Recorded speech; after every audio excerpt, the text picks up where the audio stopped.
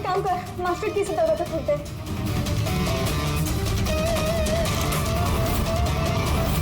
रतन sir, रतन sir, रतन sir!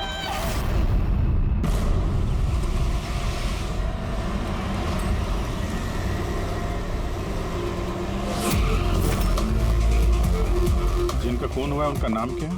Sir रतन जी, वो हमारे regular customer थे और वो बहुत ही बड़े फिजिसिस्ट भी थे सर। फिजिसिस्ट? जी सर। मतलब फिजिक्स में एक्सपर्ट है ये? जी सर। कितने बजे हुआ ये सब?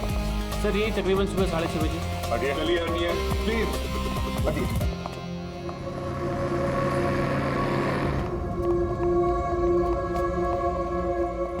माय गॉड,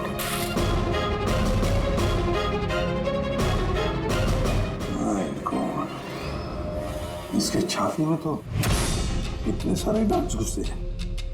अगर इसकी मौत ये माइक्रोवेव ओवन ब्लास्ट होने की वजह से हुई है तो ये 1 2 3 4 6 डॉट इसके शरीर में क्या कर रहे हैं?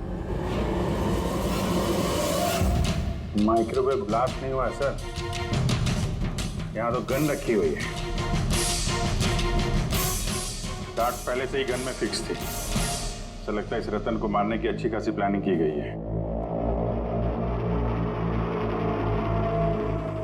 क्यों मैनेजर साहब, पता भी है आपको क्या हो रहा है आपके होटल में? आपके होटल के गेस्ट को किसी ने मारने की प्लानिंग की, माइक्रोवेव में ये डार्ट लगाकर। सर मैं खुद सरप्राइज हूँ कि ये सब क्या हो रहा है। यहाँ तुम्हारे होटल के रूम में एक मर्डर हुआ है, इसकी जवाबदारी आपके होटल की है और आपकी। पर सर आप बताइए, हम अपने कस्टमर को क्यों मारेंगे?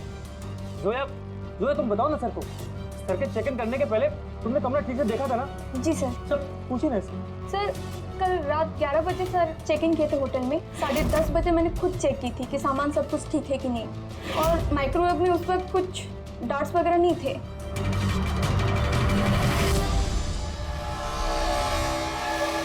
सर, आधा खाया हुआ पिज़्ज़ा है सर।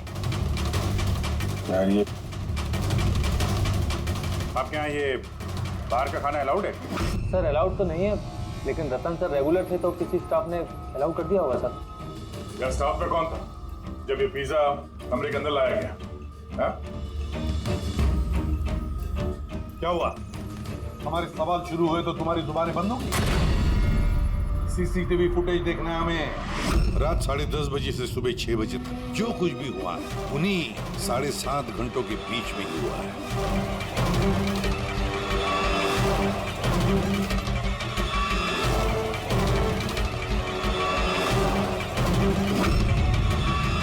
जोया 10:30 बजे रतन जी के कमरे में गई और 11:15 बजे बाहर आई 15 मिनट में।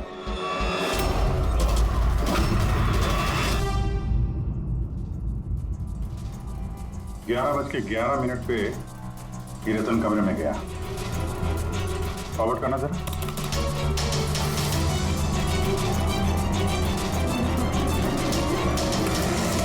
साढ़े 11 बजे हैं और ये रहा रतन का पहला विजिट है।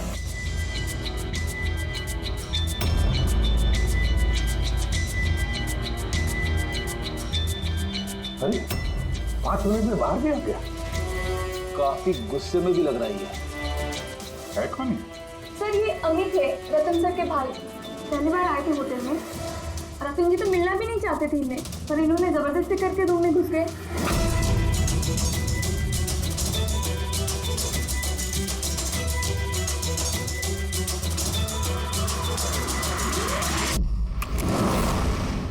अच्छा, वो पिज्जा कमरे के अंदर ऐसे गया सर।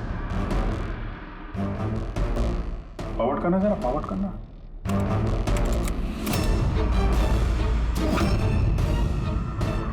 ये निकली स्टॉप 2 बजे।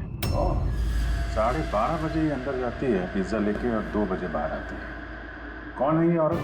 हाँ सर इनका नाम शमिता है। ये रतन जी की बहुत खास दोस्त है। लगभग हर वीकेंड में आते हैं उन्हें मिलने के लिए।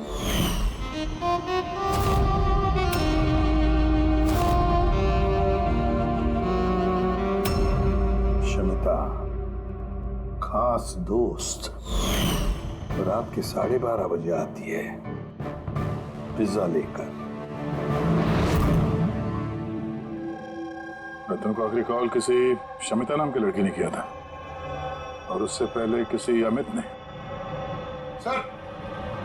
हाँ पंकज। एक सेकंड, ये पासपोर्ट देखिए सर, इस पे ये कैम्बी का वीजा लगा है। तो सर ये बॉम्बे से कैम्बी जाने का टिकट। फोटो तो उसी की है, तो नाम रतन नहीं है, दिग्विजय कुमार।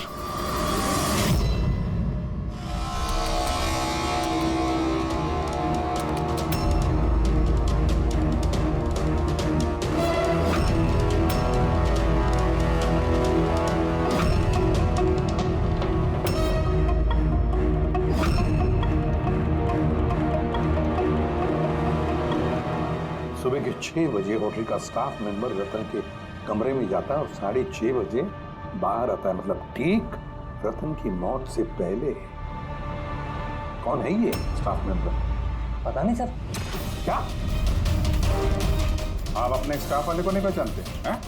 सर ये स्टाफ का आदमी नहीं है, मैं पता करवाता हूँ सर। मुकुल ये जाकर देखो ये आदमी कौन, कोई नया स्टाफ आया है क्या? सर एक बात समझ में नहीं आ रही, ये रतन एक फिजिसिस्ट था, देश के स्पेशलाइज्ड स्पेस प्रोग्राम पे काम कर रहा था। नकली पासपोर्ट बनाने की क्या जरूरत? वही तो, कोई किसी फिजिसिस्ट को मारने के लिए इतनी लंबी प्लानिंग क्यों करेगा? पूर्वी, ये लैपटॉप चेक करो सर रतन का। सर हाँ, मैंने सारा रिकॉर्ड चेक कर लिया।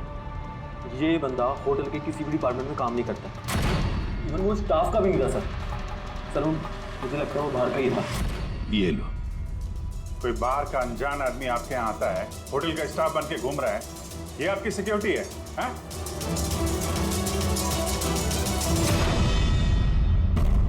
हाँ पूर्वी, कुछ मिला? हाँ सर, लैपटॉप हैक किया तो कुछ सीक्रेट फाइल्स बनी है। ये कुछ खुफिया इंफॉर्मेशन है, देश की सुरक्षा से कनेक्टेड। माय गॉड, ये क्या हुआ? सर ये खुफिया इंफॉर्मेशन रतन किसी को बेचना चाह रहा था। ये देखिए, इस डील से रिलेटेड मेल्स भेजे उसने किसी को। ये देखिए, ये सारे हैं। एग्जैक्टली ये खुफिया इंफॉर्मेशन क्या है जो रतन बेचने वाला था? सर हमारे देश के बॉर्डर पे कितने जवान तैनात हैं, आर्मी के पास कौन कौन से हथियार हैं, फौज की टुकड़ियां किन किन एरियाज में और कहाँ पर नहीं, सारी जानकारी है इसमें। अगर ये इंफॉर्मेशन किसी गलत आदमी के हाथ लग गया तो देश की सुरक्षा को खतरा हो सकता है। सर ये मिलिट्री की कॉन्फिडेंशियल फाइल्स उसे मिली कहाँ से?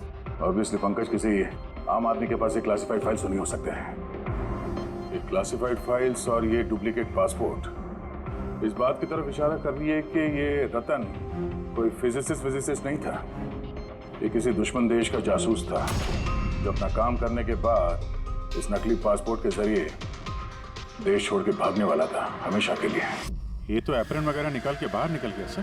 फोन पर भी बात कर रहा है। फोन पर भाई पार्टनर हो बात रेडी। होटल के बाहर के जितने भी सीसीटीवी कैमराज हैं सबकी फुटेज चेक करो। सर जब तक इस अनजान स्टाफर का पता चलता है कि शमिता और रतन का भाई अमित, इनसे पूछताछ करते हैं। सर ये रतन शायद फिजिसिस्ट नहीं था, दुश्मन देश का जासूस था सर। जासूस? हाँ सर, हमें उसके बैग से ये नकली पासपोर्ट मिला, उसके लैपटॉप में ये खुफिया फाइल्स है सर, ये देखिए। माय गॉड, तो फिर हमें जल्दी से जल्दी रतन के घर वालों से मिलना चाहिए और इस शमिता से भी पता तो चले कि रतन फिजिसिस्ट था भी या कोई जासूस। एक तो अभी मेरे पति का खून हुआ है और अब सीआईडी वाले उन पर देश से गद्दारी का इल्जाम लगा रहे हैं। भाभी संभालिए अपने आप को। वैसे ही भाई साहब की मौत के सदमे से आपकी तबीयत खराब है। मिस्टर अमित, आपसे भी कुछ सवाल करना है हमें। आप लोग एक साथ एक ही घर में रहते हैं, तो कल रात अपने भाई के पीछे पीछे होटल रूम में क्या करने गए थे आप? मैंने ही भेजा था उन्हें वहां। तुमने भेजा? किस लिए? क्योंकि रतन भाई साहब पूरी प्रॉपर्टी अपने नाम करके हमें घर से निकालना चाहते थे। वसीयत के पेपर के साथ भी छेड़छाड़ की थी उन्होंने, और अपने भाई का तो उन्हें कोई लिहाज ही नहीं था। ये तुम क्या कह रही हो दिया? भाभी प्लीज। ये सारी बातें यहाँ पर हो सकती थी घर में, उसके लिए होटल में जाने की क्या जरूरत थी? सर लड़ाई झगड़ा करके हम घर का माहौल नहीं खराब करना चाहते थे, और रतन भाई साहब इस टॉपिक को कई दिनों से अवॉइड कर रहे थे, इसलिए मुझे लगा कि होटल में जाके बात करना ही ठीक रहेगा। मगर कमरे से तो तुम बहुत जल्दी वापस आ गए थे, इतनी जल्दी बात हो गई? सर होटल के कमरे में भी बात हो नहीं पाई थी। भाई साहब बहुत नींद में थे और थके हुए थे, इसीलिए चिड़चिड़े भी हो गए थे, और गुस्से में आके मैं भी वहां से निकल गया। इतना बड़ा घर है फिर भी होटल में जाके ठहरते थे हैं? सर रतन काफी इंट्रोवर्ट थे, उन्हें अकेलापन चाहिए होता था ताकि वो अपने काम में ज्यादा ठीक से ध्यान लगा सके। घर में भी होते तो अक्सर वो अपने कमरे में ही होते थे।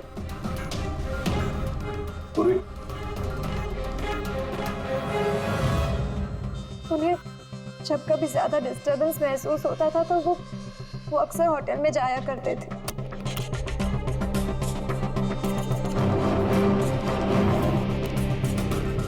ये शमिता कौन है? शमिता? प्लीज कुछ कीजिए ऑफिसर, मैंने सुबह मिसिंग कंप्लेन दर्ज कराई थी, शाम होने वाली है, मेरी बीवी का कहीं कुछ पता नहीं चल रहा है। जीजू प्लीज रिलैक्स, शमिता दीदी मिल जाएगी। क्या शमिता जी लापता है? जी। आप लोग? हम लोग सीआईडी से। अच्छा वो आप लोग आ गए, ये लोग तो कुछ कर नहीं पा रहे, अब आप लोग पता लगाइए ना मेरी बीवी कहाँ है। हम लोग तो पता लगा ही लेंगे, एक खून करके जो भागी है वो। क्या?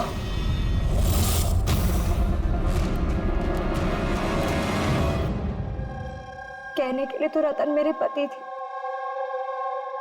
लेकिन मैं उनके बारे में कुछ नहीं जानती थी। वो मुझसे कुछ भी शेयर नहीं करते थे। उनकी जिंदगी के हर पन्ने मेरे लिए राज से कम नहीं था। ये शमिता कौन है मैं कुछ नहीं जानती, मैंने ये नाम भी नहीं सुना। यहाँ तक कि वो क्या करते हैं, क्या काम करते हैं, मुझे कुछ नहीं पता। ये उस होटल कॉरिडोर की फुटेज। कल घर से कहाँ जाने के लिए निकली थी शमिता? घर से तो ऑफिस के लिए ही निकली थी, मगर ऑफिस से निकलने के बाद कहाँ गई कुछ पता नहीं चल रहा है। अच्छा कल डिनर में क्या खाया था रतन ने? प्लेन चीज पिज्जा।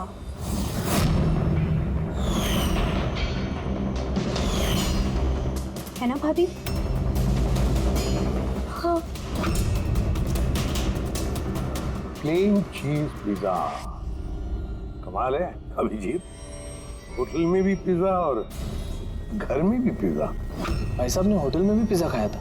या वही पिज्जा जो शमिता लेकर आई थी। किडनैपर्स का फोन आया था? शमिता को किडनैप करना इतना आसान नहीं है। आईबी विंग में काम करती है वो, हर तरह से ट्रेंड है हर खतरे से निपटने के लिए। आईवी, आप अपने दीदी का कमरा दिखाइए जरा।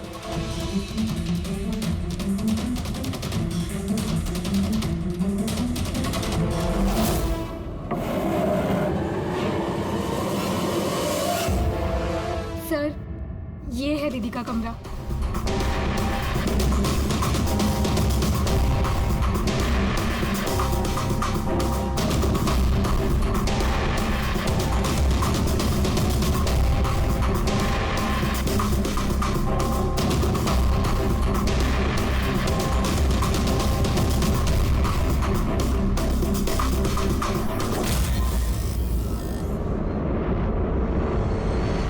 सर, हाँ सर यहाँ आइए प्लीज।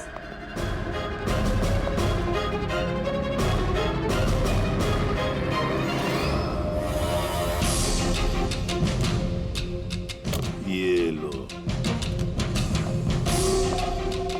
कमरे के अंदर कमरा। सर इधर आइए। ये कंप्यूटर हैक हुआ है सर। एक काम करो, पूरे घर की तलाशी लो। गाड़ियां भी ओहो, प्रोस्थेटिक्स। अभिजीत, देखा है सर? हाँ सर, और ये लॉकर में क्लासिफाइड फाइल्स, लगता है काफी समय से जासूसी चल रही है इसकी। सिर्फ इतना ही नहीं सर, कोई तो है जो रतन पे नजर रखे हुए था। उसकी कंप्यूटर की एक एक एक्टिविटी को मॉनिटर कर रहा था। ये कंप्यूटर हैक है। कौन हैकर है पता लगा?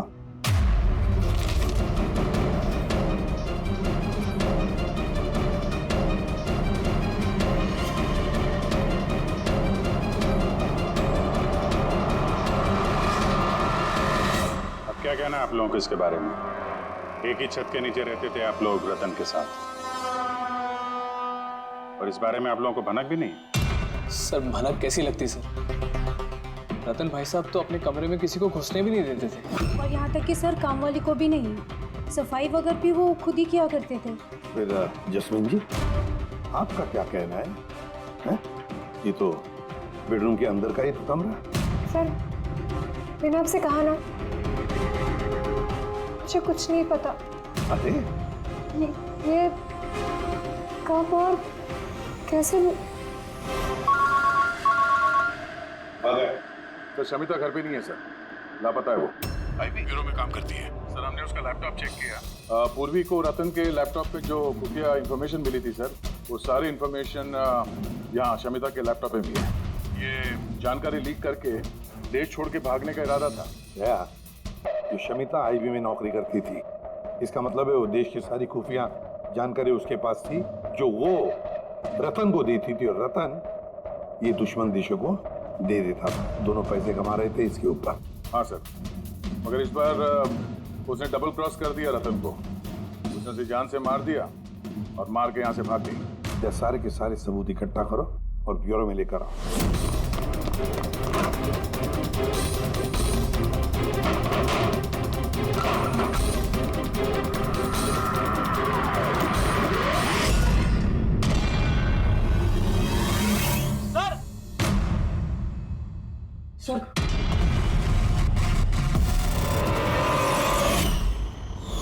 शमिता? आद्या, सर, ये विक्रम और अंजलि, इनके जो एलिबाइज हैं वो हमने चेक किए। जब खून हुआ उस रात ये विक्रम ग्रैंड रोड में एक ट्रैफिक जाम में फंसा हुआ था, और रात के करीब 2 बजे घर पहुंचा वो। और ये अंजलि? सर, अंजलि भी रात के 12 बजे तक काम कर रही थी, और करीब 1:30 बजे के आसपास वो घर पहुंची। सब देखकर ऐसे लगता है कि ये कोई मामूली मर्डर केस नहीं है, देश की सुरक्षा से जुड़ा हुआ है। सर ये देखिए सर, ठीक ब्लास्ट से पहले सुबह 6:30 बजे के आसपास इस लाल गाड़ी में एक औरत होटल से बाहर गई। सर, वो जो नकली होटल स्टाफ वाला था ना सर, वो भी उसी वक्त निकला था, लेकिन दूसरे गेट से। ये देखिए। पूर्वी, गाड़ी कितने बजे आई थी होटल में? सुबह 6 बजे। निकल गई 6:30 बजे, आधे घंटे बाद। लड़की के चेहरे पे जूम करो जरा, देखें तो सही। हमारे डेटाबेस में कुछ नाम और चेहरे हैं जिनसे देश की सिक्योरिटी को खतरा है। ये गद्दारों और जासूसों वाली लिस्ट, इनके चेहरे स्कैन करो और उन सब से मैच करके देखो। अब पंकज, आगे उसे पता करो कि ये गाड़ी किसके नाम पर रजिस्टर्ड है। सर, बड़ा ही कंफ्यूजिंग केस है सर, कुछ समझ में नहीं आ रहा है, आखिर ये माजरा है क्या? बेटी, एक बात तो पक्की है कि ये केस देश की सुरक्षा से जुड़ा हुआ है। इसलिए जिसने भी इस शमिता और रतन को मारा है ना, वो कोई मामूली क्रिमिनल नहीं, मामूली खूनी नहीं है। ये चक्कर कुछ और ही है। ओहो, अरे क्या हुआ? कुछ मिला? हाँ सर, मिला। ये आदमी और औरत उस लिस्ट में नहीं है देश के गद्दारों वाले, बल्कि उन लोगों की लिस्ट में है जो देश से गद्दारी करने वालों को पकड़ के खत्म करते हैं सर। ये दोनों आईबी ऑफिसर्स हैं, अलीशा और ईशान। ऐसे भी प्रद्युम्न, मैं आपकी बहुत इज्जत करता हूँ, इसलिए मैं कुछ नहीं कह रहा। अगर यही इल्जाम किसी और ने लगाया होता तो वो ऑफिसर अब तक बहुत पछता रहा होता। शेखर जी, आप आईबी के हेड हैं, इसलिए वरना आपका ये धमकी भरा रवैया मैं भी बर्दाश्त नहीं करता। एसीपी साहब, मैं धमकी नहीं दे रहा हूं, आपके इल्जाम का जवाब दे रहा हूं। आपने बड़ी आसानी से हम पर रतन और शमिता के खून का इल्जाम लगाया है। क्या आपको लगता है कि वो देश के गद्दार थे और इसीलिए हमने उनको मार डाला? मैं इल्जाम नहीं लगा रहा, मैं साफ साफ पूछ रहा हूं कि क्या जो कुछ भी हुआ वैसा ही हुआ? देखिए सर, हम लोगों को पता है कि आप लोग जानते थे कि ये दोनों देश के सुरक्षा से संबंधित कुछ खास जानकारी दुश्मनों को बेचने वाले थे। और हमें यह भी पता है शेखर जी कि जिस वक्त रतन का खून होने वाला था उस वक्त ईशान और आलिशा वहां उस होटल में मौजूद थे। रतन का खून होने से कुछ मिनटों पहले ही ईशान रतन के कमरे में गया था। शमिता रतन के कमरे में पिज्जा लेकर गई थी, एक ऐसा पिज्जा शायद जिसमें बेहोशी की दवाई थी। हाँ? तो आप लोगों ने शायद उससे कुछ ऐसा कहा होगा कि हमारे लिए काम कर दो और रतन को मार दो, तो आप लोग उसे छोड़ दोगे। क्यों? मगर वो अलग बात है कि उससे पहले शमिता मारी गई खुद अपने ही घर में। ये सच है कि हमें शमिता और रतन के गैर कानूनी कामों के बारे में पता चल गया था और इसीलिए सिर्फ और सिर्फ हम लोग उन पर नजर रख रहे थे। कुछ ऐसी कहानी सुनाइए शेखर जी जिस पर यकीन किया जाए। सर प्लीज, आप शेखर सर से इस तरह बात नहीं कर सकते। और तुम भी एसीपी साहब से इस तरह से बात नहीं कर सकते। Relax boys. आलिशा, तुम ही बताओ, तुम दोनों उस दिन होटल पे क्यों गए थे? सर, रतन के लैपटॉप से उन फाइल्स की कॉपी बनाने जो उसने दुश्मन देश को ईमेल कर दिया था, ताकि हमें ये पता चल सके कि हमारी कौन कौन सी खुफिया इंफॉर्मेशन उन तक पहुंच चुकी। तो अब तसल्ली हो गई आपकी? हमारा मकसद सिर्फ नजर रखना था, मारना नहीं था। हाँ, लेकिन अगर जरूरत पड़े और हमारे पास ऑर्डर्स हो तो ऐसे देश के गद्दारों को मारने के लिए हमें आपके परमिशन की जरूरत नहीं है। सर फिलहाल तो टेंशन वाली बात यह है कि जिस किसी ने उन दोनों को मारा है तो उसके हाथ देश की खुफिया जानकारी लगी होगी। वो ये जानकारी जिसे मर्जी दे सकता है, दुश्मनों को, आतंकवादियों को या किसी और को भी। हाँ, अगर हमें वो इंसान मिल गया जिसने उन दोनों को मारा है और जिसके पास देश की खुफिया जानकारी है, तो हम उसे मारने में भी हिचकिचाएंगे नहीं। और हमें पूरा यकीन है कि आईबी के पहुंचने से पहले सीआईडी उस तक पहुंच जाएगी। एसीपी प्रद्युमन, अपने ऑफिसर को समझाइए कि ये वक्त एक दूसरे को चुनौती देने का नहीं है, बल्कि मिलकर साथ काम करने का है। शेखर जी, देश की चिंता जितनी आप लोगों को है ना, उतनी चिंता हम सीआईडी वालों को भी है। लेकिन एक बात अच्छी तरह से याद रखना, जब तक ये मर्डर सुलझा नहीं जाता तब तक आप उस गद्दार तक पहुंच नहीं सकते। शमिता ने वो खास जानकारी लीक करके रतन को दी और रतन वो इंफॉर्मेशन किसी को बेचने वाला था। मगर इससे पहले कि रतन अपनी गद्दारी का काम पूरा कर ले, किसी ने शमिता को रतन के खून के प्लान में हिस्सा बना लिया। और अब अगर वो ईशान नहीं है तो जो कोई भी है सर, उसे जल्द से जल्द ढूंढना होगा क्योंकि उसी ने शमिता को भी मारा है। हाँ, बोलता हूँ क्या क्या सारुण तू जब क्या नया चक्कर है तेरा? क्यों? जब हम लोगों ने अपनी आंखों से उस सीसीटीवी फुटेज में देखा है कि रात के 12:30 बजे समिता वहां होटल के कॉरिडोर में थी, तो तू कह रहा है कि वो समिता नहीं थी। कौन हो सकता है? रतन की मौत कैसे हुई? रतन की मौत हुई जहर की वजह से। वो डार्ट जो हमें रतन की बॉडी में से मिला है, उस पर इतना जबरदस्त जहर लगा हुआ था कि सेकंड्स में ही रतन की मौत हो गई। और सर पॉइंट नंबर 2, इस माइक्रोवेव में डार्ट फिक्स करने के लिए खूनी को पूरा टाइम मिला होगा, क्योंकि ये नशीला पिज्जा खाने की वजह से वो बेहोशी की हालत में पड़ा होगा। बॉस, जो नशीली दवाई हमें पिज्जा में मिली उसी नशीली दवाई के ट्रेसेस हमें रतन के पेट में से। हाँ, अभी पूरे इंग्रेडिएंट्स को अच्छी तरह से चेक नहीं कर पाए, लेकिन यार समझे, मैंने सब कुछ मान लिया, बस सब कुछ मान लिया, लेकिन पहले ये बता इन सारी चीजों का शमिता के वहां होटल में ना होने से क्या कनेक्शन है? बता रहा हूँ, वही बता रहा हूँ बॉस। शमिता डायबिटीज की पेशेंट है, शक्कर की बीमारी। शमिता की मौत हुई है किसी मिलावट वाले इंसुलिन के इंजेक्शन की वजह से।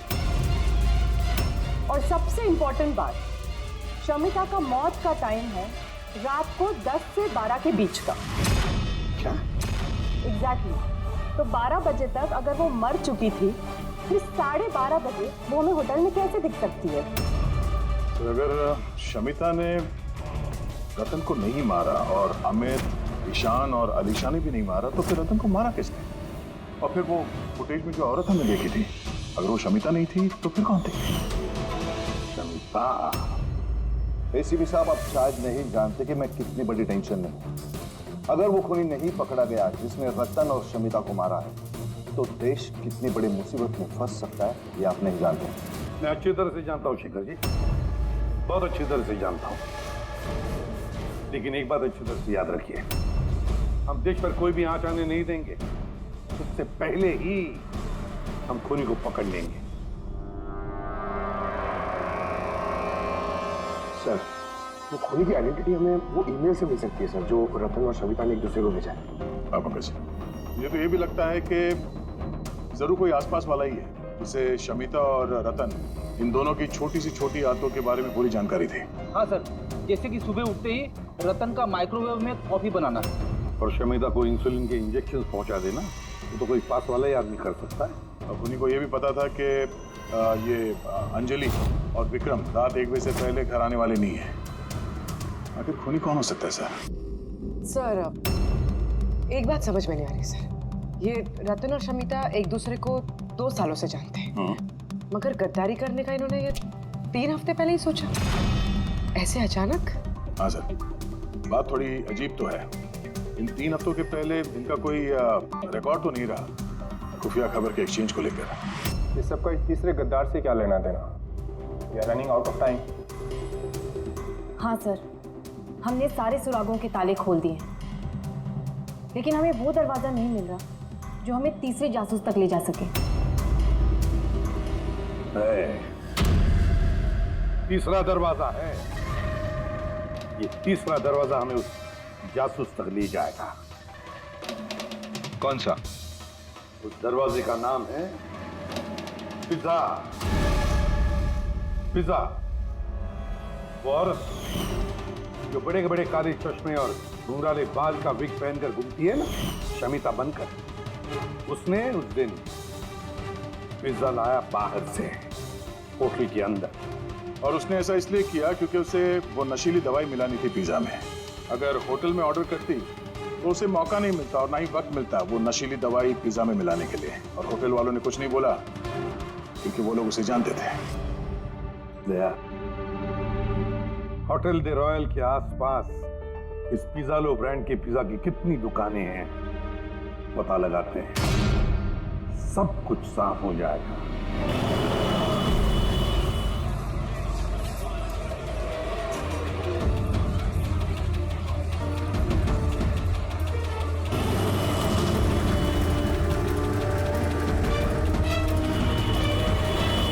हाँ सर, कल रात 12:15 बजे कोई तो आया था पिज्जा लेने, लेकिन वो कोई लड़की नहीं बल्कि एक लड़का था। इन दोनों में से कोई था? हाँ सर, यही था वो, विक्रम।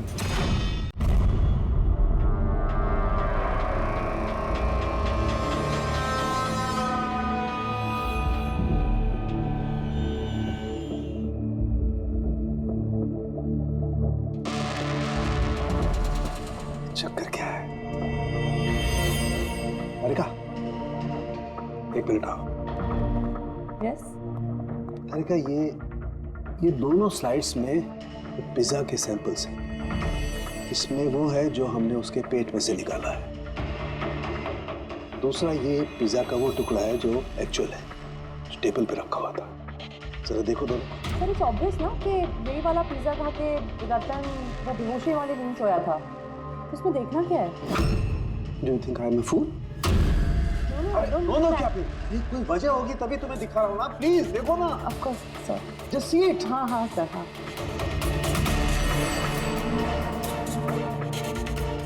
ये देखो।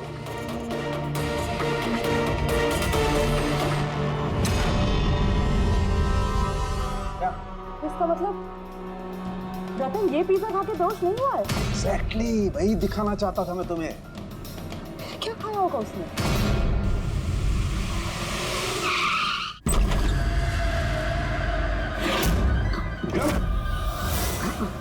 विक्रम, उसे क्या हो गया? एम्बुलेंस को फोन करो। ये किस चीज की तरफ इशारा कर रहा है? फोन पे? हाँ, क्या है इस फोन? 5 मिनट में एम्बुलेंस आ रही है। Good good. सरिता और रतन सामने। सर फोटो देखी तो लग रहा है कि एक दूसरे को बहुत प्यार करते हैं। 1 महीने पुरानी फोटो। दोनों प्यार करते थे या जासूस थे?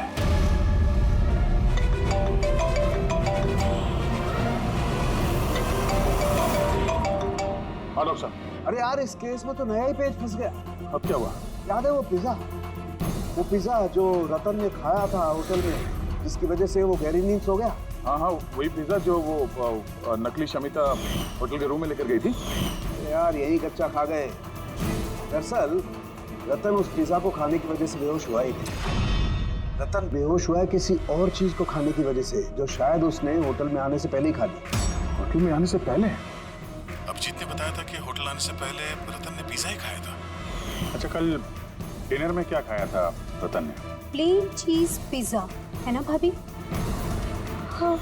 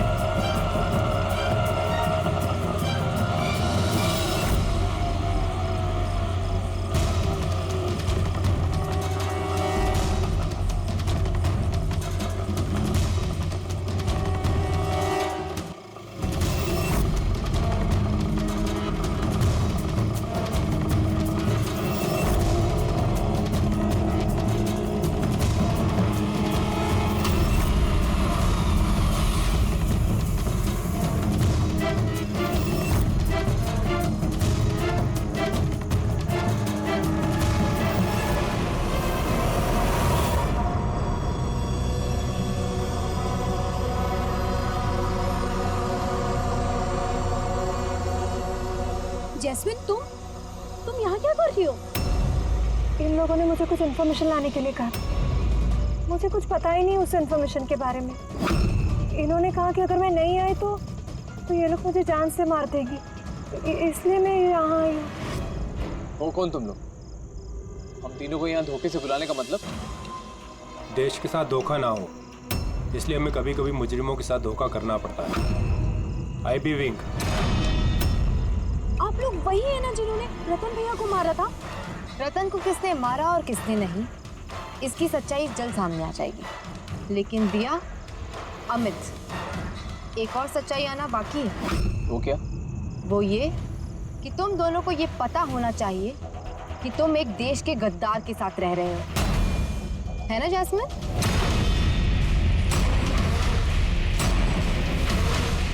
वो नॉनसेंस।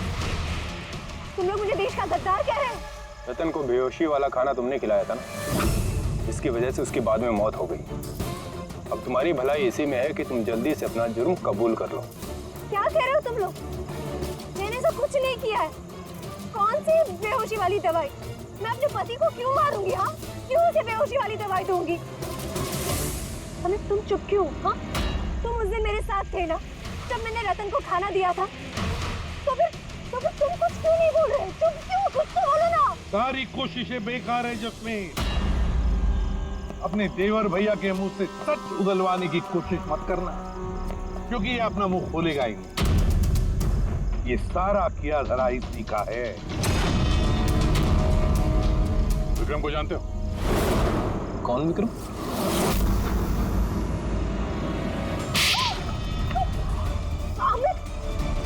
आप लोग इस तरफ आइए। वही विक्रम जिसे शमिता और रतन के एक्स्ट्रा मैरिटल अफेयर्स के बारे में तुमने जानकारी दी थी और कुछ फोटो भी भेजे थे हेलो मैसेंजर पे।